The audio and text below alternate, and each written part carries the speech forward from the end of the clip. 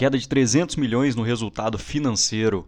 Resultados do quarto trimestre de 2024 da MAHLE Metal Leve. Olá pessoal, meu nome é Rafael, falo do canal Ponto de Investimento.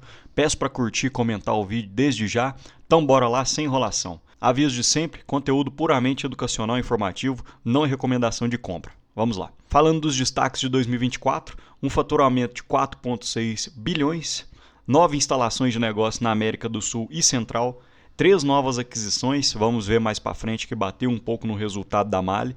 As aquisições foram da Compressores, Aftermarket Thermal e Arco Climatização, um EBIT de 19,1% e um EBITDA ajustado de 21,7%. Explicação rápida.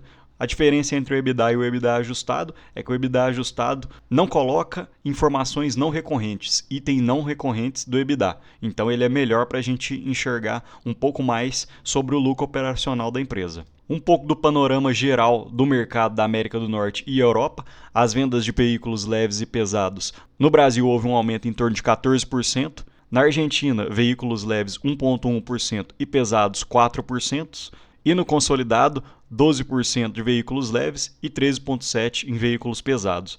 E na produção, veículos leves aumento de 8%, de pesados um grande aumento de 40% no Brasil.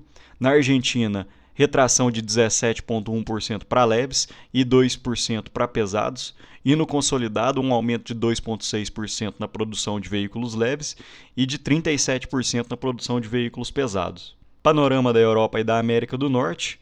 Produção de veículos leves, uma queda de 5,2% e de pesados 18,2%. Na América do Norte, uma queda de 1,3% na produção de leves e queda de 6,2% na produção de veículos pesados. E no consolidado, menos 3% da produção de leves e queda de 12% na produção de pesados. Falando um pouco da evolução da receita líquida, uma rápida explicação: equipamento original seria o equipamento que a MAHLE vende diretamente para montadoras, por exemplo a Fiat ou alguma outra montadora de carros, e esse aftermarket seria as peças que são produzidas que a gente compra nessas casas de peças. Quando você vai trocar alguma coisa no seu carro, um filtro, algo assim, é esse aftermarket. São peças que eles falam que não são originais, são as vendas diretamente para lojas automotivas. Olhando o consolidado 2023 versus 2024, o equipamento original doméstico, a venda interna, houve um aumento de 21%, para exportação uma queda de 8,6% e no consolidado um aumento de 5,1%. O aftermarket houve um aumento tanto no doméstico quanto na exportação e o consolidado de 5%. Falando um pouco da síntese de resultado, o faturamento da MAHLE foi em torno de 4,6 bilhões, o lucro bruto 1,3 bi, um aumento de 2,2% olhando ano contra ano. E só um disclaimer, as despesas totais de 2024 foi de 542 milhões e de 2023 518 milhões, uma variação de 4,5%, ou seja, abaixo da inflação.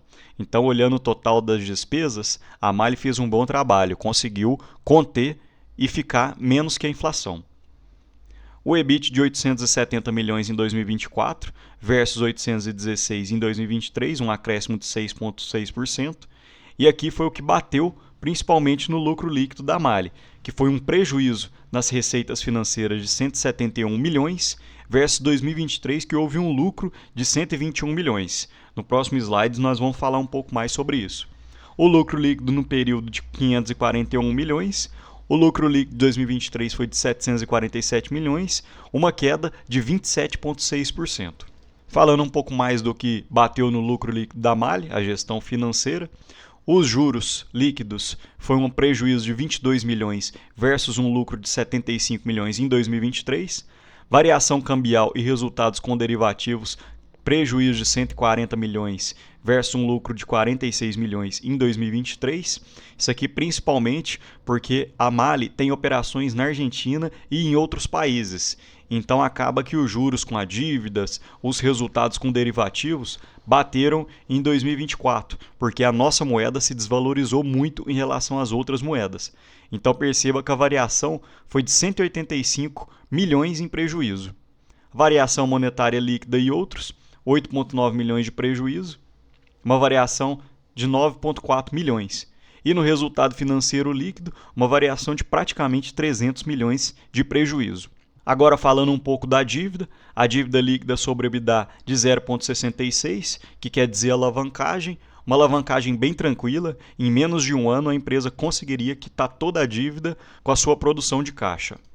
Falando ainda sobre a dívida, as dívidas estão bem controladas. A gente percebe que no curto e longo prazo representa 8,4% e 91,6%.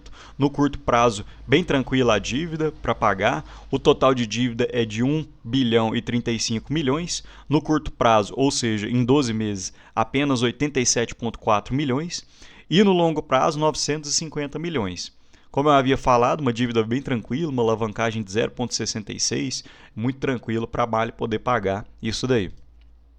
Falando um pouco das aquisições, a Arco Climatização, a Mali adquiriu 33,3% do capital social total da empresa, conforme comunicado em 13 de agosto de 2024. E falando um pouco dessa Arco, ela oferece uma linha completa de equipamentos de ar-condicionado para o segmento de ônibus, contando com uma equipe altamente qualificada e mais de uma década de experiência no setor.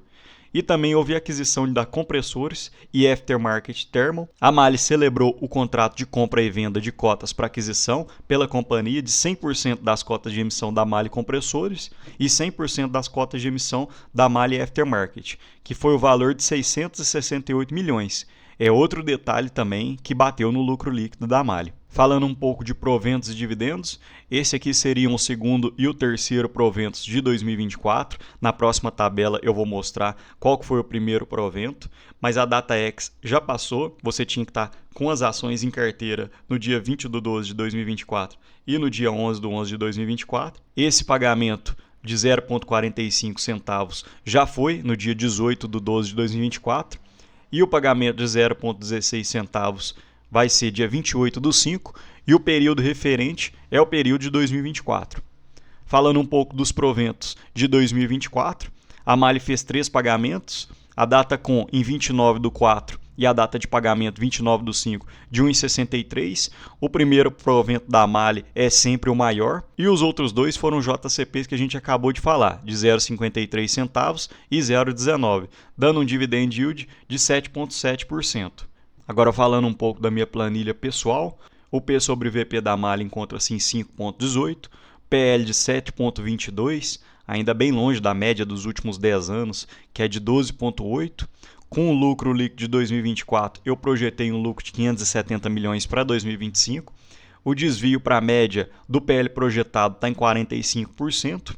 E o payout para 2024 foi em torno de 60%. Mas eu quis ser conservador para 2025, continuaria com dividend yield de 7,16%, mas o normal seria que a Mali pagasse um payout de 90%. Então esse dividendo poderia crescer para 11%, 11% e alguma coisa. Mas eu quis ser conservador e quis manter o mesmo payout de 2024. E os resultados de 2024, do quarto tri de 2024, desagradaram os investidores. Na data de hoje, ao final do pregão, houve uma queda de 3,36%, refletindo principalmente os prejuízos que a Mali teve no resultado financeiro. O mercado não estava esperando uma queda tão grande, tão acentuada quanto foi. Mas é isso, pessoal. Me fale um pouco aí se vocês têm essa ação em carteira. É uma ação que não é muito visada pelo mercado, os analistas não falam muito, mas eu mantenho sempre no radar, principalmente pela questão de dividendos. Novamente peço para curtir e comentar o vídeo e desde já deixo um abraço.